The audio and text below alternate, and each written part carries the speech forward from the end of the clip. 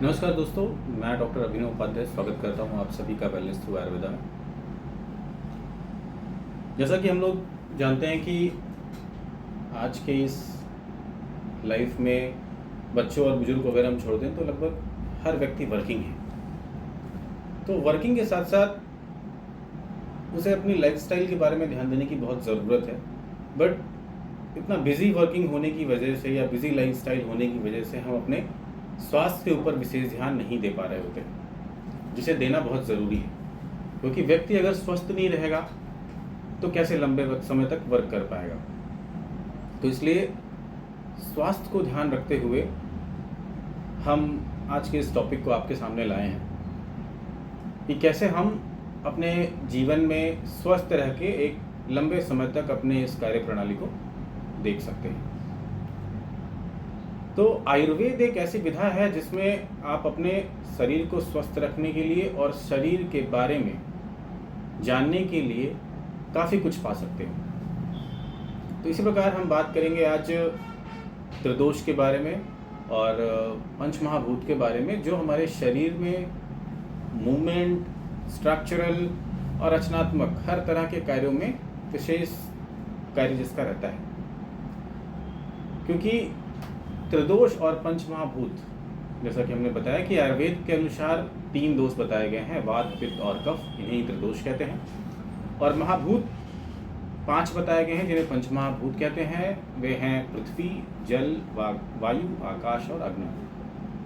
अब इनका कार्य जो हमारे शरीर में है वो शारीरिक और मानसिक कार्य प्रणाली को नियंत्रित करना होता है। अब सबसे पहले बात करेंगे वात दोष की। वात दोष है क्या, इसका स्वभाव कैसा होता है, इसका लक्षण क्या है। तो वात दोष की अगर बात करें तो वात शब्द जो है उसकी निरुक्ति है वा गति गंध नहीं हो, मतलब जिसमें गति है और गंध है वो वात है। मतलब बॉडी में जो भी आपको मूवमेंट दिख रहा होता है वो वात दोष की वजह से दिखता है। अब अगर इस स्वभाव की बात करें तो वात दोष वाले व्यक्ति का स्वभाव आपको बहुत ही चंचल दिखता है, बहुत ही मतलब एक्टिव बंदा आपको दिखेगा, बहुत जल्दी में रहता है ऐसा व्यक्ति, कंफ्यूज बहुत रहता है। ऐसे व्यक्ति को आप देखोगे कि ठंड बहुत जल्दी लग जाती है।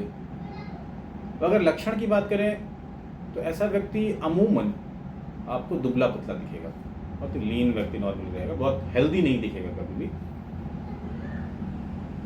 रचनात्मक बहुत होता है ऐसा व्यक्ति।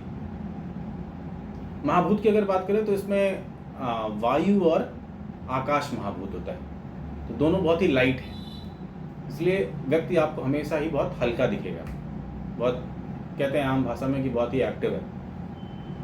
तो ऐसा व्यक्ति आपको दिखेगा। अब ऐसे व्यक्तियों को अगर वात दोष का हम गुण देखें तो बताया गया है तत्र रूक्षो लघु सीता खरा सूक्ष्म चलो अनिल। मतलब ऐसा व्यक्ति रूक्ष, शीत जिसे हम ठंडा कहते हैं, तीक्ष्ण और शीत, तत्र रूक्षो लघु शीतः, खरा मतलब ड्राइनेस रहेगा और बहुत ही चंचल होगा। तो अब इसको संतुलित रखने के लिए हमें क्या आहार विहार का सेवन करना चाहिए। तो जो ये इसके गुण हैं उन गुण के विपरीत हमें चीज़ों को लेना चाहिए। जैसे रूक्ष है तो रूक्ष ना लेकर के हमें स्निग्ध चीज़ों को लेना चाहिए। शीत बताया गया है गुण, तो शीत क्या विपरीत अगर हम देखेंगे तो हमें गर्म चीज़ों को लेना चाहिए। तो गर्म आहार का सेवन करें, पौष्टिक आहार लें, स्निग्ध भोजन करें, घी का सेवन खूब अच्छे से कर सकते हैं, तेल की मालिश या फिर अभ्यंग जैसे बताया गया है कि अभ्यंगम माचरित नित्यम, तो नित्य आपको अभ्यंग करना चाहिए। तो इस प्रकार वात दोष के व्यक्ति को या वात प्रकृति के व्यक्ति को इन चीज़ों का पालन कर अपने स्वास्थ्य को एक विदाउट किसी मेडिसिन के आहार विहार के थ्रू आप सही देख सकते हैं। अब दूसरे दोष की अगर हम बात करें पित्त दोष की, तो पित्त दोष क्या है। पित्त दोष के बारे में बताया गया कि तप संतापे, मतलब जिसमें उष्णता है। मतलब पित्त प्रकृति का जो लक्षण है या आप उसे कह लें कि यूँ कह लें कि गुण है, सबसे पहले उसमें उष्ण गुण होगा। बताया गया है पित्तम सस्नेहम तीक्ष्ण उष्णम लघु विश्रम सरम द्रौम। तो पित्त प्रकृति का जो पर्सन होता है वो बहुत ही जल्दी गर्म मिजाजी हो जाता है, मतलब छोटी छोटी बात पे उसे गुस्सा भी आ जाएगा। बट ऐसा व्यक्ति ऑन एन एवरेज आपको एक ठीक ठाक कदकाठी का दिखता है।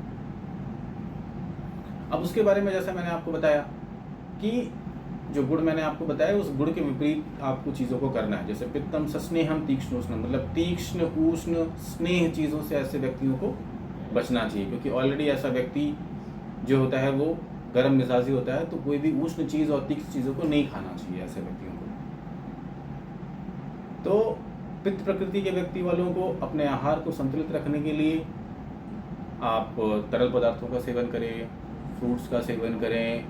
उसके बाद जैसा भी हो सके कि आप नारियल पानी वगैरह पी लें, और जितने भी आप तैलीय चीज़ें हैं या मिर्च मसाले की चीज़ें हैं उन चीज़ों से थोड़ा अपने आप को दूर रखें। इस प्रकार पित्त प्रकृति का व्यक्ति भी अपने इन आहार विहार से अपने आप को संतुलित रख सकता है। अब तीसरे दोष की अगर हम बात करें तो कफ दोष। तो कफ का काम है आलिंगन करना। आलिंगन मतलब शरीर को एक स्ट्रक्चर देना। तो बेसिकली कफ प्रकृति के जो गुण होते हैं बहुत ही स्निग्ध होते हैं, स्थिर होते हैं। तो ऐसे प्रकृति वाला व्यक्ति अगर आपके सामने है तो उसको सबसे पहले आप देख सकते हो कि ऐसा व्यक्ति बहुत ही लेजी होता है, थोड़ा हेल्दी होगा, नींद उसे कहीं भी आ जाएगी, उसकी अग्नि बहुत मंद होती है, बट वो जो भी खाएगा उसे बहुत अच्छे तरीके से लगता है। ऐसे व्यक्ति को लोग कहते हैं कि साहब हम अगर कुछ भी खा लेते हैं, एक रोटी ये खा लें या एक फुल्की खा लें तो वो भी मेरे शरीर में लग जाता है। तो जी हाँ, बिल्कुल ऐसे व्यक्तियों के शरीर में लगना उनके स्वभाव का नेचर है वो। तो ऐसे व्यक्तियों को कुछ भी खाएगा तो उसके शरीर में लगेगा। ऐसा व्यक्ति टैलेंटेड भी बहुत होता है, उस चीज़ों को लंबे समय तक याद रख सकता है, बट बहुत ही आपको जैसे कहते हैं ना भोदू टाइप का दिखता है। तो वो हेल्दी रहेगा, स्ट्रक्चर उसका ठीक ठाक रहेगा, मोटा रहेगा। बट ऐसे व्यक्तियों को हमें किन चीज़ों से बचना चाहिए कि ठंडी चीज़ों को कम खाएं, क्योंकि ऑलरेडी वो कफ जो होता है वो शीत होता है, कि उसे कफ की समस्या हमेशा आ जाएगी, बलगम की समस्या रहेगी। तो ऐसे व्यक्तियों को हमेशा उष्ण चीज़ का सेवन करना चाहिए, थोड़ा गर्म चीज़ों का सेवन करें। ठंडी से आपको बचना चाहिए, क्योंकि ऑलरेडी आप कफ के अगर प्रकृति के हैं तो ठंड चीज़ों से आपको बचना है। और व्यायाम नित्य करना चाहिए ऐसे व्यक्तियों को। व्यायाम जितना आप करेंगे उतना ही कफ प्रकृति को अच्छा एक टोन मिलेगा।